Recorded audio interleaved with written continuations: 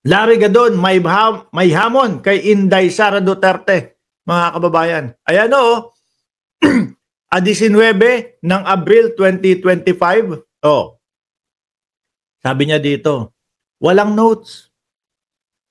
No? Walang notes. Walang yung mga tinitig ng papel, walang mga binabasa, walang kahit ano. O wala ding coach. No? Yung mga bubulong-bulong sa likod, kung ano ang sasabihin ni BP Sara, walang mga ganon-ganon.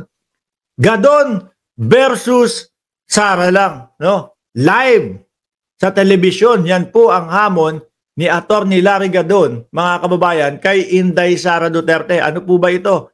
O basahin ho natin. Galing sa Politico. Walang notes. Walang coach.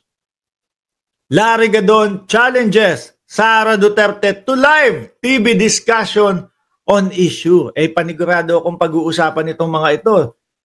Kung sakali na si BP Sara ay pumatol dyan sa hamon ni Larry Gadon, tingin ko po yung mga confidential funds, yung mga pagbabanta sa Pangulo, at baka yung mga DepEd, di ba?